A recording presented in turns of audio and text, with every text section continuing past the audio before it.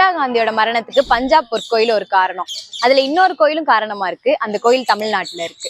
இந்தியால இந்துக்கள் கூட சேர விருப்பம் இல்லாம சீக்கியர்கள், சமணர்கள், பௌத்தர்கள் இவங்க 3 பேரும் தனக்குன்னு ஒரு தனி நாடு வேணும் அப்படின்னு சொல்லி அதுக்குன்னு காலிஸ்தான் அப்படின்னு ஒரு அமைப்பு உருவாக்குறாங்க. அதோட தலைவரா பிந்திரவாலே அப்படிங்கிறவர் இருக்காரு. அவரோட ஆயுதங்களோட அமைப்போடையும் பஞ்சாப்ல இருக்க அமிர்தசரஸ் கோயில தங்கி இருக்காரு. இந்த விஷயம் இந்தியன் கவர்மெண்ட் தெரிஞ்சு இவங்களால நாட்டுக்கு ஒரு அச்சுறுத்தல் வருமோ அப்படின்னு சொல்லி ஆபரேஷன் ப்ளூ ஸ்டார் அப்படிங்கிற ஒரு பிளான போட்டு 1984 ஜூலை மாசம் அமிர்தசரஸ்ல இருக்க இவங்க மேல அட்டாக் பண்றாங்க. இதுல பிந்திரவாலே உட்பட அந்த அமைப்புல இருக்க நிறைய பேர் இறந்து போயிடுறாங்க. அதுக்கு பழி வாங்குற விதமா சீக்கியர்கள் சில பேர் இந்திரா காந்தியோட செக்யூரிட்டி கார்ட்ஸா இருக்காங்க. அவங்க தான் இந்திரா காந்தியை சுட்டு கொலையும் செய்யறாங்க. இப்ப தமிழ்நாட்டுக்கு வருவோம். நான் இன்னொரு கோயில் சொல்லியிருந்தேன், அது தஞ்சாவூர் பெரிய கோயில். அரசியல்வாதிகள் யாரும் தலைவாசல் வழியா தஞ்சாவூர் கோயிலுக்கு போக மாட்டாங்க அப்படிங்கிற ஒரு மித்து இருக்கு. அதுக்கு எக்ஸாம்பிளா எம்ஜிஆர், கலைஞர்னு நிறைய பேரோட கதைகளும் இருக்கு. தஞ்சாவூர் பெரிய கோயில்ல இருக்க வராகி அம்மன் மண்டபத்தை இடிக்கணும்னு சொல்லி இந்திரா காந்தி ஒரு ஆர்டர் போடுறாங்க. அந்த டைம்ல ஒரு எலெக்ஷன் வருது. அதுல நின்று இந்திரா காந்தி தோத்துமே போயிடுறாங்க. அதுக்கப்புறமா ராஜராஜ சோழனோட 1000வது முடிசூட்டு விழா வருது. அதுல எம்ஜிஆர் கலந்துக்கிறாரு. அப்ப போகும்போதே வாசல்ல அவர் மயங்கி விழுந்துறாரு. அதே டைம்ல தான் இந்திரா காந்தியோட கொலையும் நடக்குது. சோ இந்த காரணங்களால இந்திரா காந்தியோட கொலையிலுமே தஞ்சாவூர் பெரிய கோயில் ஒரு காரணமா இருக்குன்னு சொல்லி கனெக்ட் பண்ணி பேசிட்டு இருக்காங்க.